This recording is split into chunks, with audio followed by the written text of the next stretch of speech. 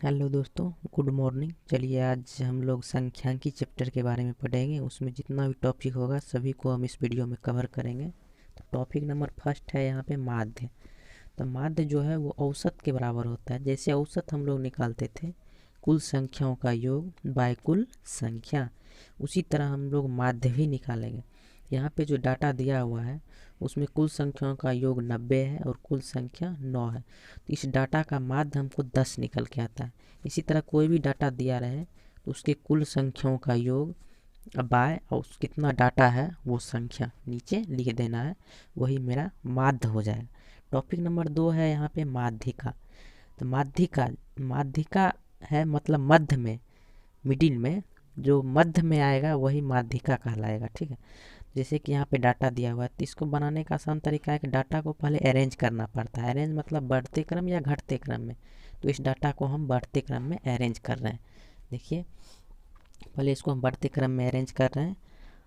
तो जो लिखा हुआ सर्वप्रथम 9, उसके बाद 10, उसके बाद 11, उसके बाद इस संख्या 9 है तो शुरू से 4 और अंत से 4 निकाल दिए और बीच वाला जो हो गया वही माध्यिका हो गया। ठीक है। लेकिन अगर कभी कभी आपको संख्या 10 दे देगा तो वो सम संख्या होगा। अगर अंत से भी 5 निकालिएगा, शुरू से भी 5 निकालिएगा तो बीच में बचेगा ही नहीं। तो चलिए उस टाइप का भी एक एग्जांपल आपको हम दिखाते हैं, उसको कैसे बनाना है। तो उस टाइप का एग्जांपल लिख रहे हैं 803317414 ठीक है। चलिए इसको हम पहले अरेंज कर लेंगे। तो इसको अरेंज करते हैं पहले बढ़ते क्रम में। बढ़ते क्रम में अरेंज करेंगे तो 0 1 1 3 3 4 4 4 7 और 8, इसको हम यहाँ पे बढ़ते क्रम में पहले अरेंज कर लिए। माध्यिका में इस बात को ध्यान रखना है कि पहले अरेंज करना ही है, नहीं तो क्वेश्चन गलत हो जाएगा। अरेंज करने के बाद उसका गिनती कर लेंगे कि उतना ही संख्या है ना, कहीं कोई संख्या छूटा तो नहीं। उसके बाद शुरू से भी और अंत से भी 4 4 संख्या को इसमें हटा देंगे। बीच में 2 संख्या जो शेष बचेगा उसको जोड़ के, और 2 संख्या है इसलिए उसमें 2 से भाग दे देंगे। यही मेरा माध्यिका निकल जाएगा। मतलब ये निकल के आया कि अगर विषम संख्या है तब तो आसान है, बीच में जो आएगा वो आंसर हो जाएगा अरेंज करने के बाद। लेकिन वहीं पे सम संख्या दिया हुआ है तो सम संख्या में पहले अरेंज कर लेंगे। अरेंज के बाद बीच में जो 2 बचेगा उस 2 को जोड़ के और उसमें 2 से भाग दे देंगे तो वो माध्यिका मेरा निकल जाएगा। इसी तरह हम लोग टॉपिक फर्स्ट में माध्य देख लिए, उसके बाद माध्यिका देख लिए। अब हम लोग तीसरे टॉपिक की तरफ चलेंगे। तो इसमें तीसरा टॉपिक हम लोग चलते हैं। इसी तीसरा टॉपिक है बहुलक। चलिए बहुलक के बारे में हम बताते हैं। तो बहुलक बहुलक मतलब बहु मतलब सबसे ज़्यादा बार, बहुत बार। तो डाटा जो दिया हुआ है उसमें सबसे ज़्यादा बार जो संख्या आएगा वही बहुलक मेरा कहलाएगा। तो सबसे ज़्यादा बार इस डाटा में कौन सी संख्या है? देखिएगा, इस डाटा में सबसे ज़्यादा बार 10 है, इसलिए इसका आंसर 10 होगा। तो बहुलक तो आसान है, जो ज़्यादा बार आया है वही बहुलक हुआ। और टॉपिक नंबर मेरा 4 है। 4 नंबर टॉपिक में परिसर है। तो परिसर निकालने का भी आसान ट्रिक है। सबसे बड़ी संख्या माइनस सबसे छोटी संख्या, वही परिसर हो जाएगा। तो यहाँ पे सबसे बड़ी संख्या 11 है, सबसे छोटी संख्या 9 है, तो इसका परिसर 2 हो जाएगा। तो बहुलक को हम जानते हैं जो सबसे ज़्यादा बार आएगा वो बहुलक हो जाएगा। परिसर परिसर में हम लोग जानते हैं सबसे बड़ी संख्या माइनस सबसे छोटी संख्या। ये दोनों टॉपिक बहुत आसान हो गया, तो दोनों टॉपिक को भी ध्यान में रखना है। टॉपिक नंबर 5 है मेरा मानक विचलन। कभी कभी क्वेश्चन में मानक विचलन दिया रहेगा, कभी कभी सिर्फ विचलन लिखा रहता है, तो आप लोग घबराइएगा मत, दोनों एक ही होता है, विचलन हो या मानक विचलन हो। ठीक है। इसको निकालने का तरीका थोड़ा डिफिकल्ट है, लेकिन देखते हैं हम लोग। इसको निकालने के लिए सर्वप्रथम डाटा का माध्य निकाल लेंगे। तो हम लोग इस डाटा का माध्य निकाले हुए हैं, 10 आया था। चलिए उसके बाद विचलन निकालने के लिए रूट अंडर कर लेंगे। रूट अंडर माध्य में से पहला डाटा घटाएंगे, जो आएगा उसका वर्ग लिख देंगे, प्लस फिर माध्य माइनस दूसरा डाटा उसका वर्ग, फिर माध्य माइनस तीसरा डाटा उसका वर्ग, माध्य माइनस चौथा डाटा उसका वर्ग। इसी तरह सभी का वर्ग, सभी का अंतर निकाल के उसका वर्ग कर देंगे। अब वर्ग करेंगे, जैसे कि 10 में से 10 गया, 0 का स्क्वायर, 10 में 11 जाएगा माइनस 1 का स्क्वायर, फिर 10 में 10 जाएगा 0, तो 0 का वर्ग कर देंगे यहाँ पे, फिर 10 में 11 जाएगा माइनस 1 का वर्ग कर देंगे, फिर 10 में 9 जाएगा तो 1 का वर्ग कर देंगे बाय कुल संख्या होता है। कुल संख्या कितना है? कुल संख्या 9 है, और रूट जो है पूरा पे रूट रहता है, नीचे भी रूट रहता है, ऊपर भी रूट रहता है, ठीक है। तब जोड़ेंगे तो ऊपर 1 2 3 4, क्योंकि माइनस का वर्ग माइनस 1 का भी वर्ग करेंगे तो वो 1 ही हो जाएगा, तो 4/9 बराबर 2/3। तो यहाँ पे मानक विचलन मेरा निकल के आया 2/3। तो इसी तरह हम मानक विचलन निकाल लेंगे। पहले माध्य निकाल लेंगे, माध्य का जो प्रत्येक डाटा से अंतर करके जो अंतर आएगा उसका वर्ग करके रूट के अंदर उसको जोड़ देंगे, कुल संख्या नीचे लिख देंगे, उसको भी रूट के अंदर ही रखेंगे, और फिर उसका जो मान आएगा वही मानक विचलन कहलाएगा, मानक विचलन या विचलन। तो चलिए अब हम लोग माध्य, माध्यिका, बहुलक, परिसर और मानक विचलन तीनों पांचों पढ़ लिए हैं। उसके बाद छठा टॉपिक है मेरा विचरण।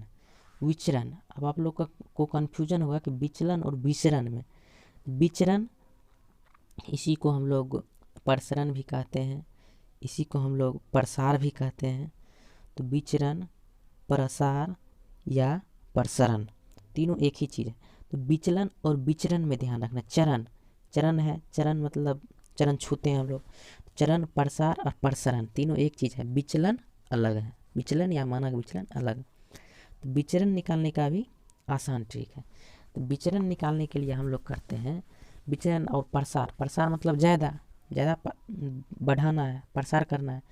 तो प्रसार या विचलन यही हो गया, जो मेरा मानक विचलन निकला है उसी का वर्ग कर देंगे, वही प्रसार हो जाएगा, वही प्रसरण कहलाएगा, वही विचरण भी कहलाएगा। देखिए विचरण निकालने के लिए इस डाटा का हम विचरण निकाले हुए 2/3 विचलन, उसी का वर्ग कर देंगे तो यहाँ हो जाएगा 4/9, यही मेरा मान विचरण कहलाएगा। विचरण का आंसर यही होगा, विचरण, प्रसार या प्रसरण। क्वेश्चन में मेरा मानक विचलन दिया हुआ रहता है क्वेश्चन में, उसको विचरण का निकालने के लिए बोलेगा, मानक विचलन दे देगा और विचलन निकालने के लिए बोलेगा तो मानक विचलन का ही वर्ग कर देंगे। कभी कभी आपको उल्टा दे देगा, मानक विचलन, प्रसार या प्रसरण दे देगा और विचलन पूछ देगा, तो इसी को मानक विचलन जो देगा उसी को रूट के अंदर लिख देंगे, उसका जो मान आएगा वही मानक विचलन हो जाएगा, ठीक है। ध्यान रखना है, मानक विचलन दिया रहे और विचरण पूछे तो उसका वर्ग करके निकाल लेंगे। टॉपिक नंबर 7 है मेरा विचरण गुणांक। तो विचरण गुणांक निकालने के लिए उसका फॉर्मूला होता है विचलन बाय माध्य गुने 100%। तो इसमें आपको दो डाटा दिया हुआ रहेगा, विचलन और माध्य, विचलन और माध्य दिया हुआ रहेगा और विचरण गुणांक पूछेगा आपसे, विचरण गुणांक पूछेगा। तो दो डाटा अगर दिया हुआ रहे, विचरण गुणांक पूछे, तो अगर ये आपको फार्मूला याद रहेगा तो आप लोग आराम से बना दीजिएगा। फार्मूला याद रखना है विचलन बाय माध्य गुने 100%। तो चलिए एक डाटा यहाँ पे लेते हैं। तो डाटा में देखिए विचलन 3 ले लिए, माध्य 4 और विचरण गुणांक पूछ रहा है। चलिए हम फार्मूला पे इसको बैठाते हैं। तो विचलन गुणांक बराबर क्या होता है, विचलन 3 बाय माध्य 4 गुने 100%।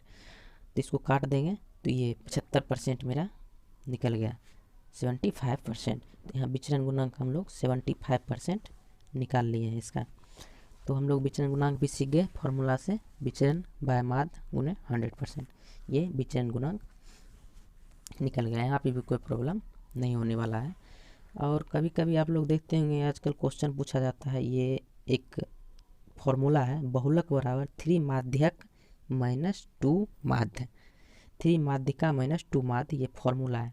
इसी में किसी दो डाटे का आपको मान दिया हुआ रहेगा, तीसरा डाटा पूछ लेगा।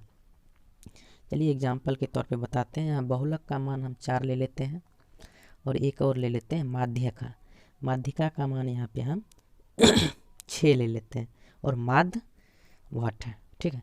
तो चलिए हम निकालते हैं।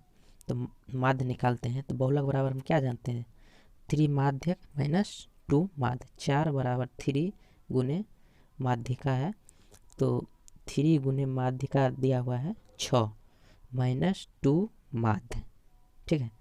तो 4 बराबर 18 माइनस 2 माध्य, तो यहाँ पर हम लिख सकते हैं 2 माध्य बराबर 14, इसलिए माध्य बराबर 7।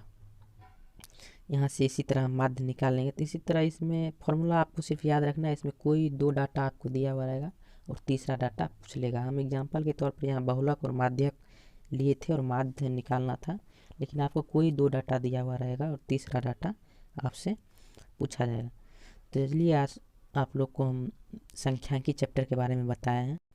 अगर आप लोग इस वीडियो से कुछ सीखे हैं तो इस वीडियो को लाइक ज़रूर कीजिएगा एवं चैनल को सब्सक्राइब कीजिएगा, ताकि अगर कोई नया वीडियो इसी टाइप में डाला जाए तो आपके पास बहुत जल्द से जल्द पहुंच जाए। ठीक है, वीडियो देखने के लिए धन्यवाद। Thank you.